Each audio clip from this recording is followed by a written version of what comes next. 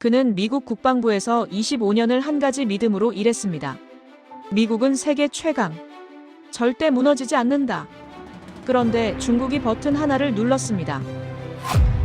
그 순간 25년의 믿음이 18개월이라는 숫자 앞에 무릎 꿇었습니다. 전략 광물, 게르마늄, 갈륨, 안티모니. 이것들 없이는 전쟁도 불가능합니다. 중국 의존도 70%. 대체 불가. 그는 필사적으로 전 세계를 뒤졌습니다. 하지만 모든 문이 닫혀 있었습니다. 절망의 순간 후보 목록 맨 아래 작은 이름을 발견했습니다. 대한민국. 처음엔 무시했습니다. 하지만 자료를 열었을 때 얼어붙었습니다. 차원이 달랐습니다. 그는 직접 가서 목격했습니다. 50년. 세계가 무시하는 동안 그들은 50년을 조용히 준비했습니다. 과시하지 않았습니다. 다만 쌓았습니다. 그리고 세계가 무너지는 순간 그들은 이미 우뚝 서 있었습니다. 미래는 가장 큰 자가 아니라 가장 오래 준비한 자의 것이었습니다. 18개월. 그 숫자가 떴을 때 아무도 말하지 않았다. 중국 없이 미국이 버틸 수 있는 시간. 재고가 바닥나는 시간. 전쟁이 멈추는 시간. 나는 그때 깨달았다. 카운트다운은 이미 시작됐다. 나는 잭 호손. 25년간 미 국방부에서 전략 공급망을 분석해온 사람이다. 전선에 나간 적은 없다. 하지만 전쟁이 시작되기 전에 승패를 계산해왔다. 나는 숫자를 믿는다. 감정도 애국심도 정치적 수사도 믿지 않는다. 그래서 그날 회의실에서 본 숫자가 더 무서웠다. 그날은 2024년 11월 14일 목요일 오전 9시였다. 국방부 지하 3층 회의실로 내려가는 엘리베이터 안에서 나는 이미 느꼈다. 회의실 문을 열자마자 공기가 달랐다. 보통은 사람들이 웅성거리거나 자료를 나눠주거나 하는데 그날은 모두가 자리에 앉아 정면 스크린만 바라보고 있었다. 국방부 고위 관계자, 방산 기업 대표, 의회 보좌관들까지 다 모였지만 아무도 말이 없었다. 나는 자리에 앉으며 동료에게 물었다. 무슨 일이야?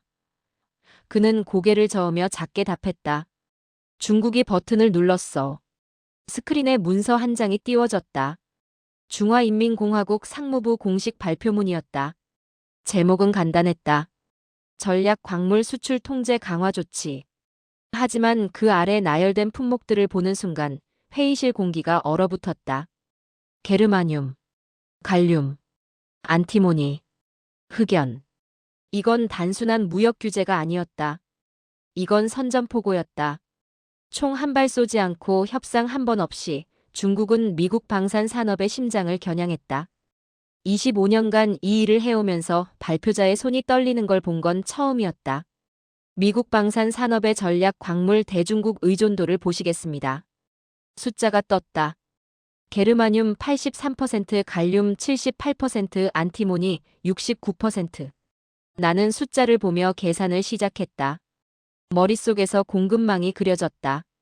적외선 센서, 광통신 시스템, 위성 부품에 들어가는 게르마늄. LED 레이더, 태양광 패널의 필수적인 갈륨. 탄약, 방화장치, 배터리에 쓰이는 안티모니. 이것들 없이는 미사일 하나 제대로 만들 수 없다. 발표자가 다음 슬라이드를 넘겼다. 그리고 그 숫자가 나왔다. 현재 재고 기준 예상 가동 가능 기간 최대 18개월. 회의실이 조용해졌다. 18개월이면 1년 반이다. 그 이후엔 공장이 멈춘다. 생산 라인이 서고 계약이 끊기고 무기가 만들어지지 않는다. 발표자가 말을 이었다. 대체 공급선 검토 결과를 말씀드리겠습니다. 다음 슬라이드에 국가 이름들이 떴다. 일본, 호주, 캐나다, 브라질. 우리의 전통적 동맹국들이었다. 하지만 하나하나 검토 결과가 나올 때마다 희망은 사라졌다. 일본 원료 보유, 재련 능력 부족. 호주 광산 보유, 정제시설 전무. 캐나다 환경 규제로 재련소 신설 불가. 브라질 기술력 부재.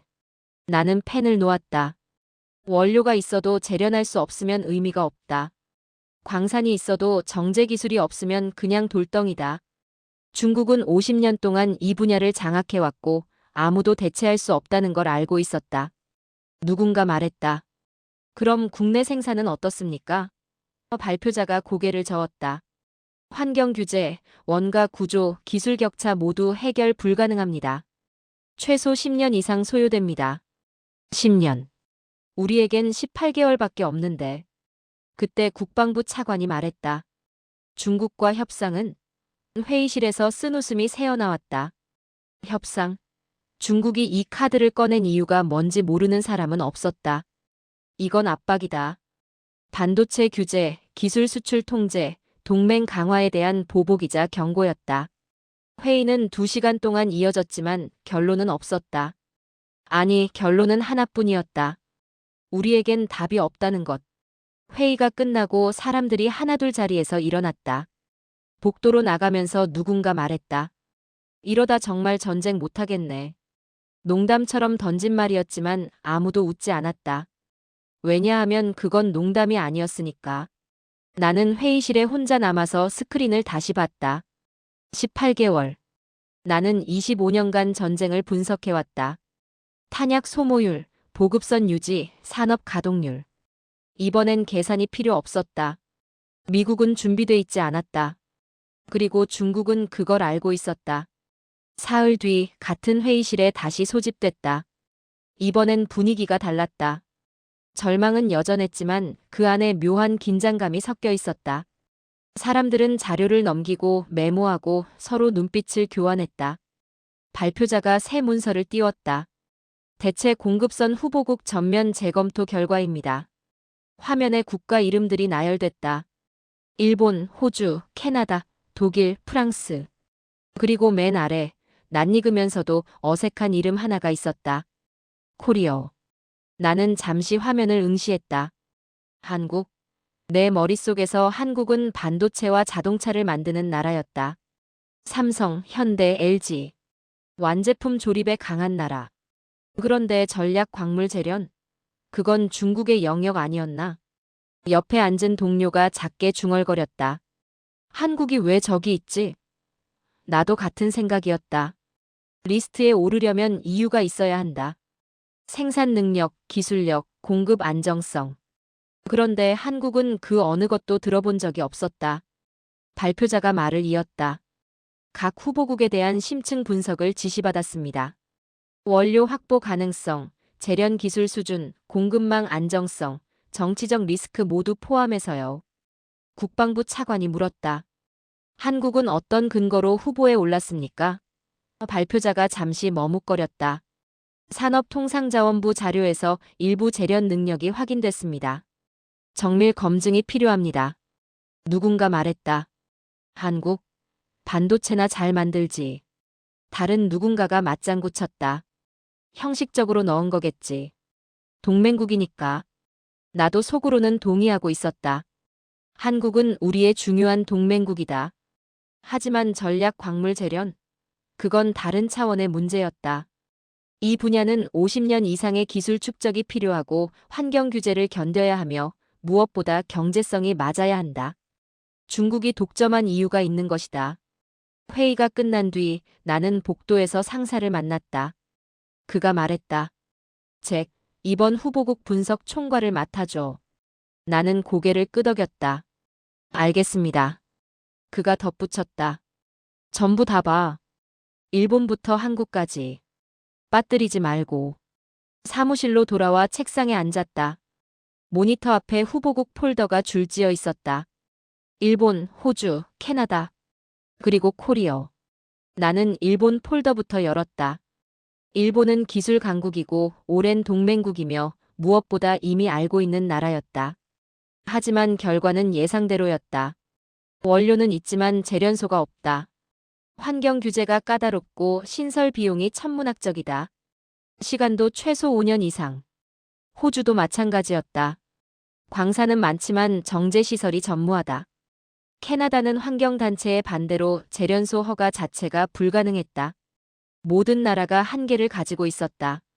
원료가 있어도 기술이 없거나 기술이 있어도 시설이 없거나 시설을 지으려 해도 규제가 막거나. 결국 같은 결론으로 돌아왔다. 중국 없이는 불가능하다. 그날 밤 늦게 나는 마지막 폴더를 열었다. 코리아. 그냥 형식적으로 체크하고 보고서에 검토 완료라고 쓰려던 참이었다. 하지만 파일을 열자마자 나는 멈췄다. 고려아연. 들어본 적 없는 이름이었다. 아연 재련 회사라고 적혀 있었다. 아연? 그건 전략 광물도 아니지 않나? 나는 다음 페이지를 넘겼다. 그리고 구조도를 봤다. 아연 재련 연 회수 귀금속 회수 희유금속 회수 전략 광물 생산. 이건 단순 재련이 아니었다. 이건 통합 회수 공정이었다. 하나의 원료에서 여러 단계를 거쳐 최종적으로 게르마늄, 갈륨, 안티모니까지 추출한다는 뜻이다. 이론적으로는 가능하다. 금속은 단독으로 존재하지 않는다. 아연 광석 안에는 미량의 다른 금속들이 섞여 있고 그걸 분리해낼 수 있다면 부가가치가 엄청나다. 하지만 현실에선 거의 불가능하다. 왜냐하면 공정이 복잡하고 수율이 낮고 경제성이 맞지 않기 때문이다. 버리는 게 더 싸다. 그런데 한국은 하고 있다고? 나는 생산량 데이터를 찾았다. 안티모니 연간 생산량, 게르마늄 회수율, 갈륨 정제 능력. 숫자가 있었다. 구체적이고 지속적이며 검증 가능한 숫자들이. 뭔가 이상했다. 이 정도 기술이 있다면 왜 지금까지 조용했던 거지? 왜 중국만 세계 시장을 장악하고 있었던 거지? 그날 밤 나는 잠들지 못했다. 머릿속에서 숫자들이 계속 돌아갔다. 18개월. 그리고 코리어. 두 개의 단어가 겹쳐지면서 묘한 가능성이 보이기 시작했다. 다음 날 아침 나는 상사에게 보고했다. 한국 기업, 정밀 검증이 필요합니다. 상사가 물었다. 뭐가 나왔어? 나는 대답했다. 숫자가 달랐습니다. 나는 다시 자료를 펼쳤다. 이번엔 대충 넘기지 않았다. 고려아연. 온산재련소. 1974년 설립. 50년 역사. 아연 생산량 세계 1위. 여기까진 평범했다. 아연은 흔한 금속이고 재련소도 여러 나라에 있다. 문제는 그 다음이었다. 통합 회수 공정 구조도를 다시 봤다. 아연 재련에서 시작해서 연, 금, 은을 거쳐 인듐, 비스무트, 텔루륨을 회수하고 최종적으로 게르마늄, 갈륨, 안티모니까지 추출한다. 한 번의 공정으로 10가지 이상의 금속을 뽑아낸다. 나는 펜을 들고 계산을 시작했다. 일반적인 재련소는 죽음속 하나만 뽑고 나머지는 버린다. 왜냐하면 부산물을 회수하는 비용이 그 가치보다 비싸기 때문이다. 하지만 만약 그 부산물들을 전부 회수할 수 있다면 그것도 경제성을 맞추면서 숫자를 다시 확인했다. 아연 생산량 연간 70만 톤, 연 생산량 연간 15만 톤, 게르마늄 회수 연간 50톤 이상, 안티모니 생산 연간 수천 톤급. 나는 계산기를 두드렸다. 게르마늄 50톤이면 미국 연간 수요의 약 30%를 커버할 수 있는 양이다. 안티모니는 더 많았다. 이건 단순한 보조 공급선이 아니었다. 이건 실질적 대체 가능성이었다. 하지만 여전히 의문이 남았다. 왜 이런 능력이 있는데 지금까지 조용했던 거지? 왜 중국만 시장을 독점하고 있었던 거지? 나는 중국 재련소 자료를 꺼내 비교했다. 중국식 구조는 달랐다. 단일 금속 대량 생산, 원가 절감, 환경 규제 무시, 속도와 물량으로 밀어붙이는 방식이었다. 반면 한국 방식은 정반대였다. 소량 다품종, 고순도, 최대 회수율, 버리지 않는다는 철학. 그때 한 가지 생각이 스쳤다. 중국이 수출 통제를 발표한 시점. 2024년 11월. 왜 하필 지금이었을까? 미국과의 무역 갈등은 이미 몇 년 전부터 있었다. 반도체 규제도 작년에 시작됐다. 그런데 왜 전략 광물 카드를 지금 꺼냈을까? 나는 타임라인을 그렸다. 최근 3년간 한국의 전략 광물 생산량 변화. 그래프가 우상향이었다. 특히 게르마늄과 갈륨은 급격히 증가했다. 그리고 올해 들어서는 미국 방산 업체들과의 접촉도 늘어나고 있었다. 중국은 알고 있었다. 한국이 대체 공급선으로 부상하고 있다는 걸. 그래서 선제적으로 차단한 것이다. 미국을 압박하는 동시에 한국의 성장을 막으려는 이중 전략. 만약 내 추측이 맞다면 중국이 진짜 두려워한 건 미국이 아니라 한국일 수도 있었다. 나는 자료를 더 파고들었다. 환경 인증 기록, ISO 인증, 유럽 환경 기준 통과, 미국 EPA 승인까지 받았다.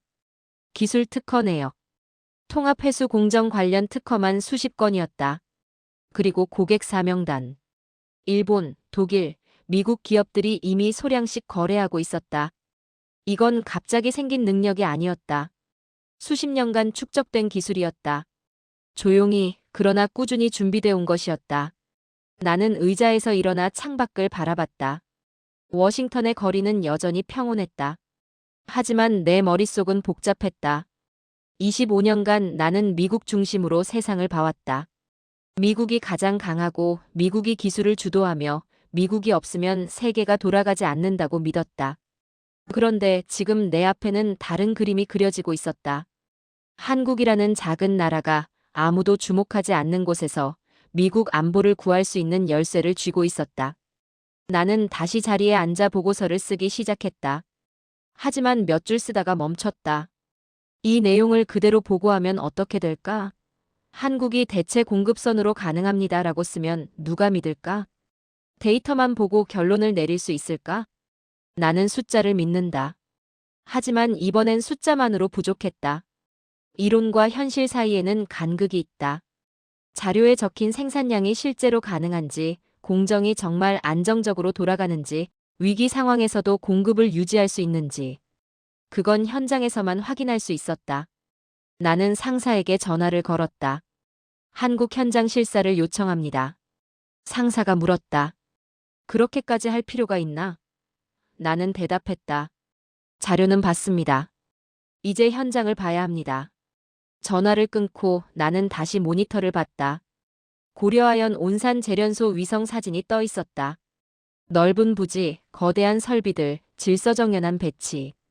하지만 사진으로는 알 수 없었다. 그곳이 정말 돌아가고 있는지 숫자가 진짜인지. 나는 항공권 예약 사이트를 열었다. 워싱턴에서 서울까지. 그리고 서울에서 울산까지. 비행 시간을 확인했다. 왕복 이동만 이틀. 현장 실사 이틀. 최소 나흘이 필요했다. 25년간 나는 책상에서 전쟁을 분석해왔다. 이번엔 직접 가야 했다. 현장은 거짓말을 하지 않으니까. 나는 한국행 비행기에 오르기 전까지도 확신하지 않았다. 자료는 어디까지나 자료다. 숫자는 얼마든지 꾸밀 수 있다. 내가 믿는 건 단 하나였다. 현장. 실제로 돌아가는 설비. 그리고 그 앞에 서 있는 사람의 눈빛. 워싱턴을 떠나는 비행기 안에서 나는 수십 번 자료를 다시 봤다. 통합회수 공정. 아연에서 시작해 연, 귀금속, 그리고 전략 광물까지. 이론적으로는 가능하다. 하지만 현실에선 한 단계만 삐끗해도 전부 멈춘다. 그래서 대부분은 하지 않는다. 복잡하고 비싸고 실패 확률이 높기 때문이다. 그런데 한국은 했다. 수십 년 동안. 인천공항에서 울산까지는 다시 국내선을 탔다. 창밖으로 한국의 산업단지들이 보였다. 공장, 항만, 도로. 모든 게 빈틈없이 연결돼 있었다. 좁은 땅에 모든 걸 집약한 나라. 그게 첫인상이었다. 울산공항에서 차로 30분. 온산 국가산업단지에 도착했다. 바다가 보이는 넓은 부지 위에 재련소가 자리 잡고 있었다. 정문을 지나며 나는 주변을 관찰했다. 보안 절차, 동선 관리, 설비 배치. 모든 게 정돈돼 있었다. 미국의 대형 공장들처럼 화려하진 않았다. 하지만 질서가 있었다. 사무동에서 나를 맞이한 건 기술 책임자였다. 50대 중반쯤 보이는 남자였고 악수할 때 손에 힘이 있었다. 제코손 씨시죠? 멀리서 오셨습니다. 나는 고개를 끄덕였다. 현장을 보러 왔습니다. 그가 웃었다. 자료는 이미 보내드렸는데요. 나는 대답했다. 자료는 봤습니다. 이제 현장을 봐야 합니다. 그의 표정이 바뀌었다. 뭔가 알아챈 듯한 눈빛이었다. 좋습니다. 회의실은 나중에 하시고 지금 바로 공정부터 보시겠습니까? 그 한 문장이 내 경계를 조금 무너뜨렸다. 헬멧과 안전화를 챙겨 신고 우리는 공장 안으로 들어갔다. 문을 열자마자 소리가 들렸다. 기계 돌아가는 소리, 쇳물 흐르는 소리, 사람들이 움직이는 소리. 이건 전시용 공장이 아니었다. 실제로 돌아가고 있었다. 첫 번째 공정. 아연 재련로 앞에 섰다. 거대한 용광로에서 열기가 뿜어져 나왔다. 모니터에 실시간 온도와 압력이 표시됐다. 기술자가 말했다. 여기서 아연을 추출하고 남은 잔류물은 다음 공정으로 넘어갑니다. 나는 물었다. 보통은 여기서 버리지 않습니까? 그가 고개를 저었다. 우리는 버리지 않습니다. 두 번째 공정. 연 회수 라인. 아연 재련 후 남은 물질에서 연을 분리해내고 있었다. 순도 99.9% 이상. 화면에 수치가 떴다. 이 순도를 어떻게 유지합니까? 기술자가 대답했다. 온도 제어와 시간입니다. 빠르게 뽑으면 순도가 떨어지고 천천히 하면 비용이 올라갑니다. 우리는 그 균형을 찾았습니다. 세 번째 공정. 귀금속 회수. 금, 은, 백금까지. 한 톤의 원료에서 수그램씩 나오는 미량 금속들이었다. 대부분 재련소는 이걸 포기한다. 경제성이 안 맞기 때문이다. 하지만 여기서는 끝까지 뽑고 있었다. 기술 책임자가 말했다. 우리는 생산량보다 회수율을 봅니다. 그 말에서 나는 멈췄다. 중국은 항상 생산량을 말한다. 연간 몇 톤, 세계 최대 규모, 가격 경쟁력. 하지만 회수율은 다르다. 회수율은 기술력의 정수다. 투입된 원료에서 얼마나 많은 가치를 끝까지 뽑아내느냐. 그리고 그들은 끝까지 뽑아내고 있었다. 네 번째 공정. 전략 광물 라인. 드디어 내가 보러 온 곳이었다. 게르마늄, 갈륨, 안티모니. 각각의 설비가 독립적으로 돌아가고 있었다. 작업자들이 샘플을 채취하고 분석하고 기록했다. 모든 게 매뉴얼대로 움직였다. 나는 안티모니 저장 탱크 앞에 섰다. 은백색 금속이 차곡차곡 쌓여 있었다. 월 생산량이 얼마입니까? 기술 책임자가 대답했다. 현재 기준 월 약 200톤입니다. 증설하면 300톤까지 가능합니다. 나는 계산했다. 연간 2,400톤. 미국 수요의 40% 이상을 커버할 수 있는 양이었다. 공정을 모두 본 뒤 우리는 중앙 관제실로 갔다. 벽면 전체가 모니터였다. 각 공정의 가동률, 생산량, 품질 지표가 실시간으로 표시됐다. 기술 책임자가 물었다. 어떻습니까? 나는 잠시 말을 고르고 대답했다. 이론과 현실이 일치합니다. 그가 고개를 끄덕였다. 그래서 우리가 여기까지 왔습니다. 회의실로 돌아가는 길에 나는 생각했다. 이건 대체제가 아니었다. 이건 해답이었다. 자료에서 본 숫자들이 진짜였다. 공정은 안정적으로 돌아가고 있었고 기술은 검증됐으며 사람들은 자신들이 하는 일을 정확히 알고 있었다. 나는 그날 밤 호텔방에서 노트북을 열었다. 보고서 초안을 쓰기 시작했다. 손이 빨리 움직였다. 하지만 마지막 문장을 쓸 때 멈췄다. 한국은 단기적 대체 공급선으로 활용 가능. 나는 그 문장을 지웠다. 그리고 다시 썼다. 이건 임시 방편이 아니다. 다음 날 아침, 나는 다시 재련소를 찾았다. 이번엔 구체적인 질문을 준비했다. 생산 원가, 공급 안정성, 증설 가능성, 위기 대응 능력. 하지만 내 머릿속엔 여전히 하나의 의문이 남아 있었다. 왜 버리지 않는가? 회의실에서 기술 책임자와 마주 앉았다. 나는 일부러 도발적으로 물었다. 왜 버리지 않습니까? 보통은 여기서 폐기하는 게 더 싸지 않습니까? 그는 잠시 웃었다. 처음엔 우리도 버렸습니다. 그게 정상이라고 배웠으니까요. 그리고 말을 이었다. 그런데 어느 날 분석해봤습니다. 우리가 버리는 것들 속에 뭐가 들어있는지. 그 안에는 금이 있었고, 은이 있었고, 그리고 희귀 금속들이 있었다. 그때부터 시작됐습니다. 어떻게 하면 이걸 뽑아낼 수 있을까? 처음엔 불가능해 보였습니다. 비용도 비용이지만 기술 자체가 없었으니까요. 그가 파일을 꺼냈다. 이게 우리의 실패 기록입니다. 나는 파일을 받아 펼쳤다. 그 안에는 수십 건의 프로젝트 실패 사례가 적혀 있었다. 인듐 회수 프로젝트, 5년 실패 끝에 8년 만에 성공. 분리 조건 오류로 전 공정 중단. 환경 기준 맞추느라 설비 전면 재설계. 한 페이지 한 페이지가 실패의 역사였다. 미국 기업들은 성공만 이야기한다. 실패는 숨긴다. 투자자들에게, 정부에게, 심지어 내부 직원들에게도. 하지만 이곳은 달랐다. 그들은 실패를 먼저 꺼냈다. 왜 이걸 보여줍니까? 내가 물었다. 기술 책임자가 대답했다. 실패를 말할 수 있다는 건 이미 그 단계를 넘어섰다는 뜻입니다. 우리는 부끄러워하지 않습니다. 이게 우리가 여기까지 온 이유니까요. 그는 인듐 회수 라인 사진을 가리켰다. 이 공정 하나 개발하는데 8년 걸렸습니다. 처음 3년은 수율이 10%도 안 나왔습니다. 투자 대비 수익이 마이너스였죠. 그런데 포기하지 않았습니다. 왜냐하면 우리는 알고 있었으니까요. 언젠가 이게 필요할 거라는 걸. 나는 다음 페이지를 넘겼다. 안티모니 생산 라인. 여기도 마찬가지였다. 초기 10년간 적자. 환경 규제 통과에만 3년. 하지만 지금은 연간 수천 톤을 안정적으로 생산하고 있었다. 중국은 왜 이렇게 하지 않습니까? 내가 물었다. 기술 책임자가 천천히 대답했다. 중국은 빠릅니다. 대량 생산에 강합니다. 하지만 그들은 회수보다 채굴을 선택했습니다. 땅이 넓으니까요. 우리는 달랐습니다. 우리는 땅이 좁습니다. 그래서 버릴 수가 없었습니다. 그 말이 머릿속에 박혔다.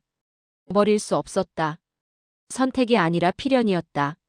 자원이 없는 나라가 살아남는 방법. 한 방울까지 짜내는 것. 그게 한국의 전략이었다. 우리는 다시 공정 라인으로 나갔다. 이번엔 게르마늄 라인 앞에 섰다. 작업자가 샘플을 채취하고 있었다. 순도 테스트였다. 99.999%. 파이브 나인. 반도체급 순도였다. 이 순도를 유지하는 게 가장 어렵습니다. 기술 책임자가 말했다.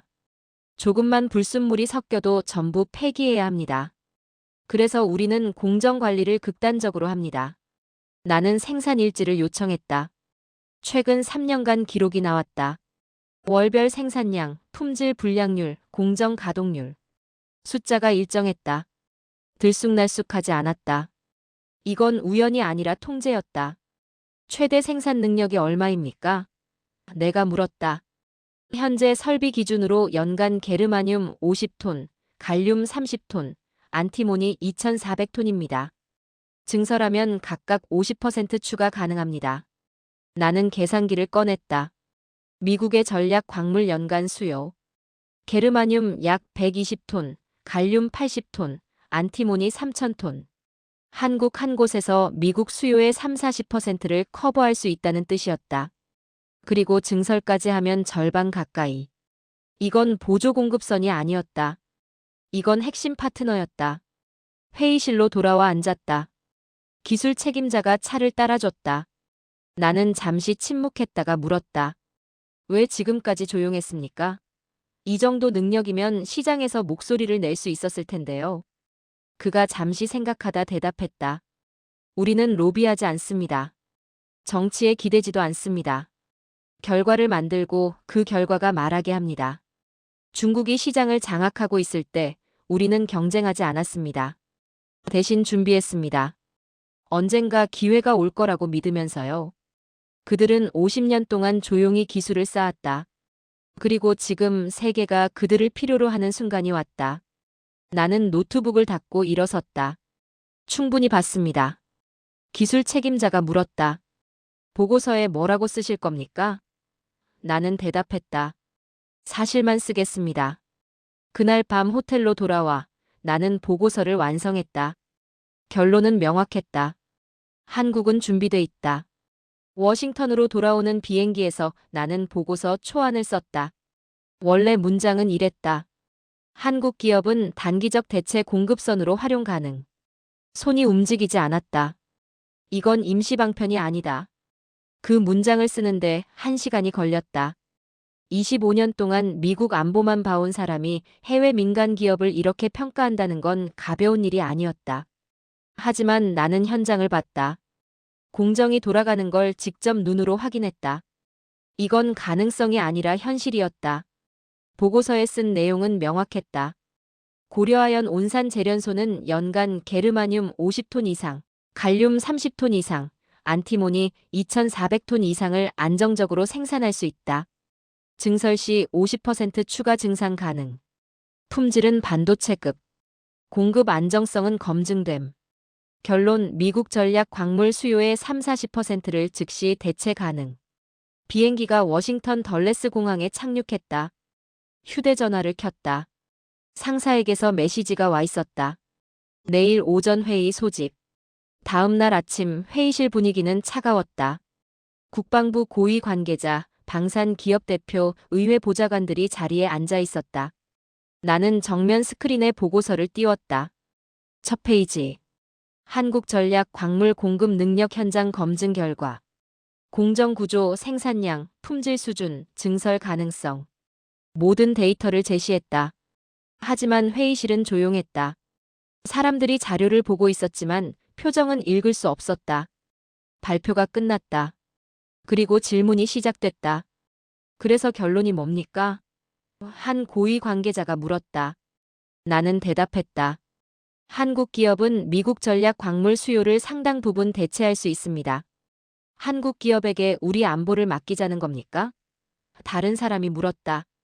나는 숨을 고르고 말했다. 맡기자는 게 아닙니다. 검증됐다는 겁니다. 방산 기업 대표가 끼어들었다. 국내 기업들도 증산 계획을 검토 중입니다. 왜 굳이 해외 의존도를 높여야 합니까? 나는 자료를 넘겼다. 국내 증산은 최소 10년 이상 소요됩니다. 우리에겐 18개월밖에 없습니다. 호손 씨, 당신 혹시 한국 편입니까? 회의실이 더 조용해졌다. 그리고 대답했다. 아닙니다. 저는 숫자 편입니다. 회의실은 조용해졌다. 하지만 그 침묵은 동의가 아니었다. 나는 알고 있었다. 이 방에 있는 사람들 중 절반 이상이 내 결론에 반대하고 있다는 걸. 회의가 끝난 뒤 복도에서 동료가 나를 불렀다. 잭, 너무 강하게 밀지 마. 위에서 안 좋게 보고 있어. 나는 물었다. 뭐가 문제입니까? 그가 작게 말했다. 정치야. 중국 자극하지 말자는 의견도 있고 국내 기업 이해관계도 있고. 나는 웃음이 나왔다. 18개월 남았는데 정치를 하자고요? 동료가 어깨를 으쓱했다. 그게 현실이야. 사무실로 돌아와 창밖을 바라봤다. 하지만 이 건물 안에서는 다른 전쟁이 벌어지고 있었다. 기술의 전쟁이 아니라 정치의 전쟁. 그날 이후 나는 알게 됐다. 숫자는 이미 답을 냈지만 결정은 숫자가 하지 않는다는 걸. 해외 의존에 대한 거부감, 국내 방산 기업들의 압력, 중국을 자극하지 말자는 논리. 모든 게 얽혀 있었다.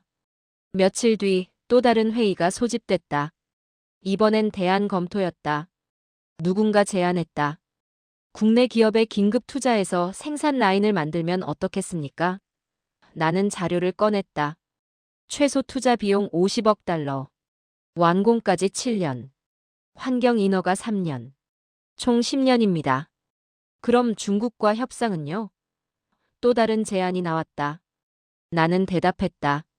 중국이 이 카드를 꺼낸 이유를 생각해 보십시오.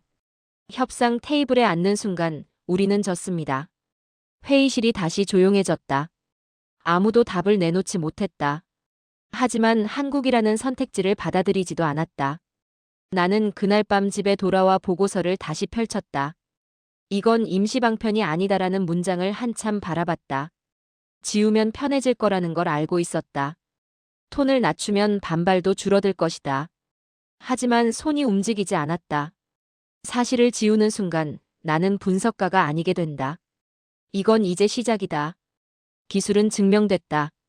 이제 남은 건 미국이 자존심을 버릴 수 있느냐였다. 보고서가 돌기 시작한 순간부터 공기가 달라졌다. 누가 내 편인지, 누가 등을 돌렸는지 굳이 확인할 필요도 없었다. 회의실에 들어가면 알 수 있었다. 눈이 마주치지 않았다. 내 이름이 안건에서 사라졌다. 사람들은 나를 이렇게 불렀다. 한국편. 웃음이 나왔다. 25년 동안 미국 안보만 분석해온 나에게 처음 붙은 낙인이 그거라니. 일주일 뒤 상사가 나를 불렀다. 문을 닫고 앉자마자 그가 말했다. 잭, 보고서 톤을 조금만 낮추면 안 되겠나? 나는 물었다. 어떤 부분을요? 중국 대체 가능, 전략 파트너 같은 표현 말이야. 정치적으로 민감해. 정치적으로 민감하다고. 나는 잠시 말을 잃었다. 그건 표현이 아니라 결론입니다. 현장에서 확인한 사실입니다. 상사는 고개를 끄덕였다. 알아. 하지만 위에서 부담스러워해. 너도 알잖아. 중국 문제는 복잡하고. 나는 대답했다. 복잡한 건 정치입니다. 숫자는 단순합니다. 상사가 한숨을 쉬었다. 잭, 내 입장은 이해해. 하지만 조직이라는 게 그래. 혼자 밀고 나가면 안 돼. 나는 사무실을 나왔다. 복도를 걸으며 생각했다. 조직. 25년간 나는 이 조직을 믿었다. 데이터를 존중하고 사실을 우선하며 국익을 최우선으로 한다고. 하지만 지금은 달랐다. 지금은 정치가 사실을 덮고 있었다. 회의는 점점 이상해졌다. 기술 이야기는 사라지고 질문은 바뀌었다. 전시의 공급을 끊으면 어떡합니까? 중국이 한국에 압박하면요? 왜 미국 기업이 아니라 외국 기업입니까? 나는 숫자를 꺼냈다. 공정을 설명했다. 대안을 비교했다. 하지만 그들은 듣지 않았다. 이미 결론을 정해놓고 그 결론에 맞는 질문만 던지고 있었다. 한 회의에서 누군가 말했다. 호손 씨는 한국 현장만 보셨습니다. 다른 나라는 직접 안 가보셨잖아요? 나는 대답했다. 다른 나라는 자료만으로 충분했습니다. 한국은 자료와 현실이 일치하는지 확인이 필요했고 확인했습니다. 그럼 왜 한국만 특별 대우입니까? 질문이 이어졌다. 특별 대우가 아닙니다. 유일한 대안입니다. 회의실이 냉랭해졌다. 그날 회의가 끝나고 아무도 내게 말을 걸지 않았다. 동료가 복도에서 나를 붙잡았다. 잭, 조심해. 요즘 위에서 내 얘기가 나와. 나는 물었다. 뭐라고? 그가 주위를 살피며 작게 말했다. 너 너무 한쪽으로 기울어졌다고. 객관성을 잃었다고. 나는 씁쓸하게 웃었다. 숫자가 기울어졌지. 내가 기운 건 아니야. 동료가 어깨에 손을 얹었다. 알아. 근데 조직에서 혼자 맞서면 안 돼. 내가 아무리 오라도. 혼자. 그 단어가 머릿속에 남았다. 며칠 뒤 또 다른 회의가 열렸다. 이번엔 방산 기업 대표들이 대거 참석했다. 의제는 국내 생산 역량 강화 방안이었다. 나는 회의 초대를 받지 못했다. 나중에 들었다. 그 회의에서 누군가 말했다고. 호소는 한국 로비에 넘어간 것 같다. 로비. 나는 평생 로비를 경멸해왔다. 숫자 대신 정치로, 사실 대신 관계로 결정을 만드는 것. 그런데 지금 나에게 그 낙인이 찍히고 있었다. 그날 밤 집에 돌아와서 보고서를 다시 펼쳤다. 중국 대체 가능이라는 네 글자를 한참 바라봤다. 지우면 편해질 거라는 걸 알고 있었다. 지우면 고립도 끝날지 모른다. 하지만 손이 움직이지 않았다. 사실을 지우는 순간 나는 분석가가 아니게 된다. 25년 동안 쌓아온 모든 게 무너진다. 나는 숫자를 믿는 사람이다. 워싱턴의 불빛이 반짝이고 있었다. 저 불빛 아래에서 수많은 결정이 내려지고 있을 것이다. 하지만 얼마나 많은 결정이 사실이 아니라 정치로 만들어지고 있을까? 다음 날 아침 사무실에 출근했다. 책상 위에 메모 한 장이 놓여 있었다. 앞으로 한국 관련 보고는 부서장 사전 검토 필수. 서명은 없었다. 하지만 의미는 명확했다. 나는 더 이상 자유롭게 보고할 수 없었다. 점심시간에 혼자 구내식당에 앉았다. 예전엔 동료들이 함께 앉곤 했다. 하지만 지금은 자리가 비어 있었다. 몇몇이 내 쪽을 봤다가 다른 곳으로 갔다. 나는 트레이를 들고 창가 자리에 앉았다. 혼자 먹는 점심. 25년 만에 처음이었다. 오후에 상사에게서 전화가 왔다. 잭, 다음 주 한국 관련 브리핑에서 제외됐어. 다른 분석가가 맡게 됐어. 나는 물었다. 이유가 뭡니까? 상사가 잠시 침묵하다 말했다. 위에서 결정한 거야. 내가 현장을 다녀온 사람인데, 숫자를 확인한 사람인데. 하지만 이제 조직은 내 목소리를 원하지 않았다. 그날 저녁 집으로 돌아가는 차 안에서 라디오를 켰다. 뉴스가 나왔다. 중국 전략 광물 수출 통제 장기화 전망. 아나운서의 목소리는 담담했다. 하지만 나는 알고 있었다. 시간이 흐르고 있다는 걸. 18개월. 그 숫자는 매일 줄어들고 있었다. 나는 고립됐다. 하지만 포기하지 않았다. 사실은 변하지 않으니까. 아침 이메일 한 통이 모든 걸 바꿨다.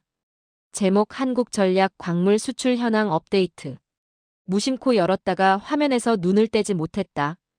고려아연 미국향 안티모니 첫 선적 완료. 도착지 텍사스주 휴스턴항. 수량 200톤. 구매자 민간방산 부품 제조사. 나는 의자에서 벌떡 일어났다. 정부 결정도 공식 승인도 없었다. 시장만 움직였다. 전화를 들어 담당자에게 확인했다. 이거 확인된 정보입니까? 담당자가 대답했다. 세관 통관 기록 확인됐습니다. 민간 계약입니다.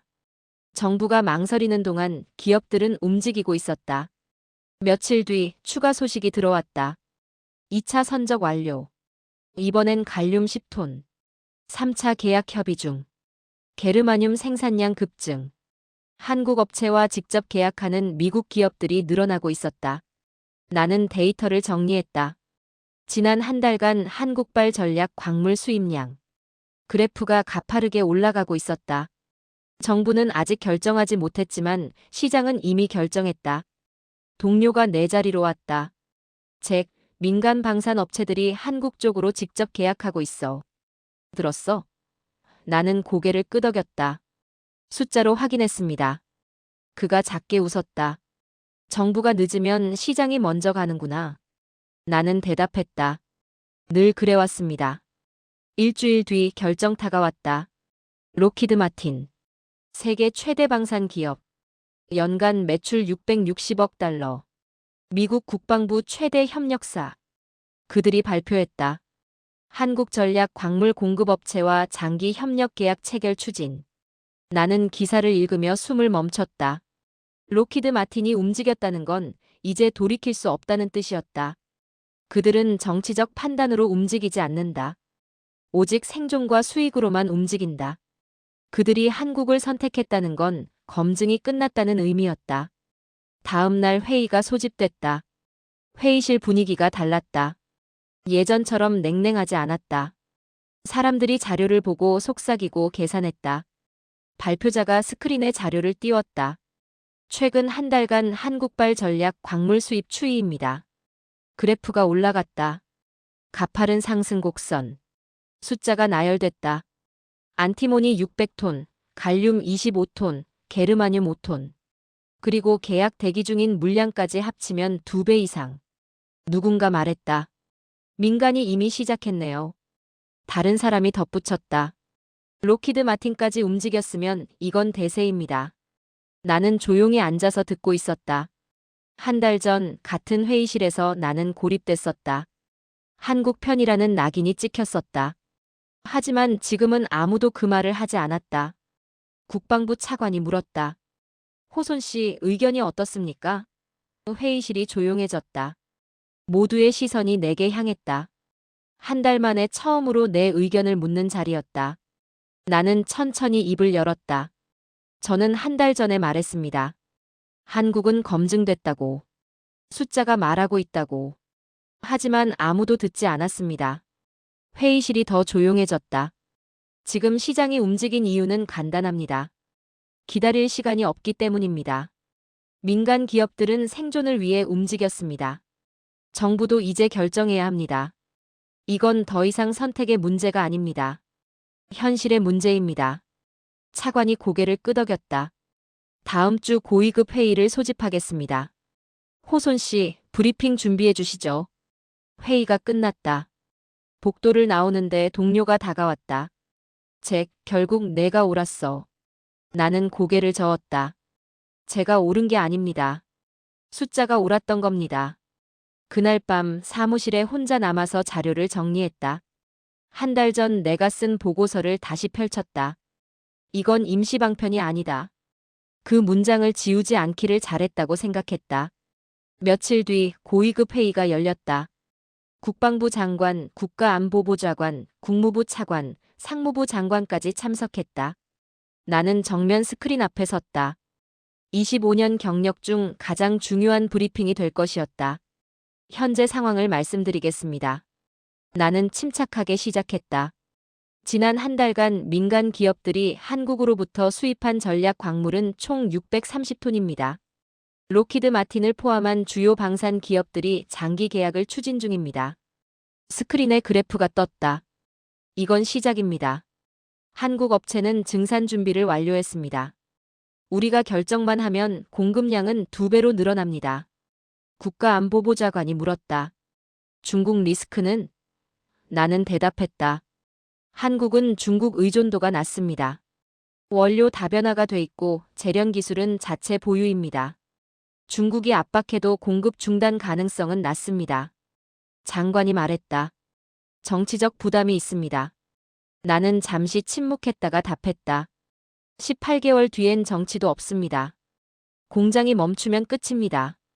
회의실이 조용해졌다. 그리고 장관이 말했다. 검토하겠습니다. 그날 밤 나는 알았다. 바뀌고 있다는 걸. 시장이 정부보다 빨랐고 현실이 정치를 이겼다.